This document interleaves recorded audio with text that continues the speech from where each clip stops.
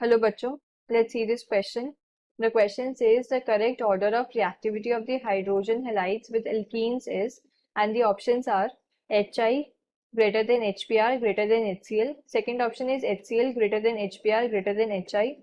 Third option is Hi greater than HCl greater than HBr, and fourth option is HBr greater than HCl greater than Hi.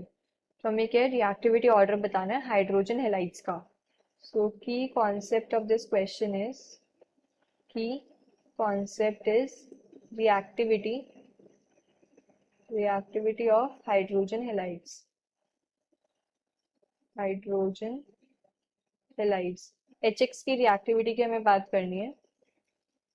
तो अब जो reactivity होती है hydrogen halides की वो directly proportional होती है. सो अब जो रिएक्टिविटी होती है हाइड्रोजन हेलाइड्स की वो इनवर्सली प्रोपोर्शनल होती है स्टेबिलिटी ऑफ हाइड्रोजन हेलाइड्स.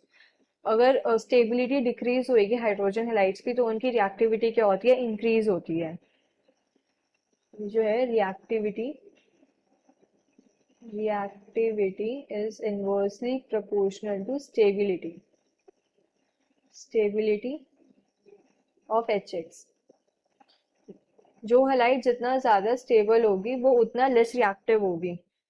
अब अगर हम स्टेबिलिटी की बात करें हाइड्रोजन हेलाइड्स की स्टेबिलिटी की, तो जो स्टेबिलिटी होती है हाइड्रोजन हेलाइड्स की वो डिक्रीज होती है down the group. Stability of HX decreases down the group. Stability of HX decreases down the group. ये डिक्रीज क्यों होती है? अगर हम देखें डाउन द ग्रुप, मेरे पास क्या है यहाँ पर, like HCl, HBr and then HI. तो डाउन द ग्रुप क्या होता है, जैसे जैसे हम नीचे जाते हैं ग्रुप के अंदर तो जो डिसोसिएशन एनर्जी होती है वो डिक्रीज होती है. बॉन्ड क्या है, बॉन्ड वीक हो जाता है. बॉन्ड वीक होने से क्या डिसोसिएशन एनर्जी डिक्रीज होती है, हम इजीली क्या ब्रेक कर सकते हैं बॉन्ड को. सो डाउन द ग्रुप क्या हो रहा है, down the group HX bond becomes weak. Bond becomes weak. Bond weak होने से क्या हो रहा है कि डिसोसिएशन एनर्जी डिक्रीज हो रही है. देयरफॉर डिसोसिएशन एनर्जी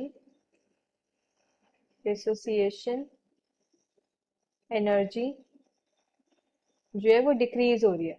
अब डिसोसिएशन एनर्जी डिक्रीज हो रही है तो जो एडिशन होगा HX का एल्कीन्स के अंदर वो इंक्रीज होगा, बिकॉज जितनी इजीली HX बॉन्ड ब्रेक होगा उतनी इजीली क्या है वो एल्कीन के अंदर एडिशन पॉसिबल है हमारा. तो जैसे जैसे नीचे जाते हैं हम बॉन्ड क्या वीक होता है. बॉन्ड वीक क्यों हो रहा है, बिकॉज साइज इंक्रीज हो रहा है. साइज इंक्रीज होने की वजह से बॉन्ड वीक होता है एंड डिसोसिएशन एनर्जी क्या डिक्रीज हो रही है. हमें लेस एनर्जी देनी पड़ेगी बॉन्ड ब्रेक करने के लिए. अब डिसोसिएशन एनर्जी डिक्रीज हो रही है तो इसका मतलब वो इजीली डिसोसिएट हो रहे हैं एंड एडिशन रिएक्शन क्या फेवर हो रही है.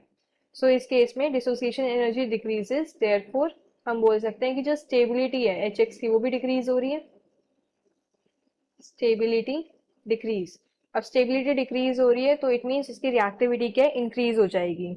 सो अगर हमें रिएक्टिविटी का ऑर्डर लिखना है तो reactivity order will be reactivity. सबसे ज्यादा रिएक्टिविटी किसकी होगी, HI की. देन आएगा हमारे पास HBr एंड देन आएगा HCl. So this will be the reactivity order. अगर मैं ऑप्शंस में मैच करूं, option 1 is HI, HBr, HCl. So this is the correct option. Second option है HCl, HBr, HI, ये इनकरेक्ट है.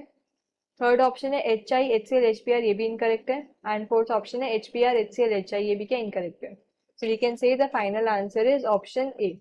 Hope you understood this well. Best of luck.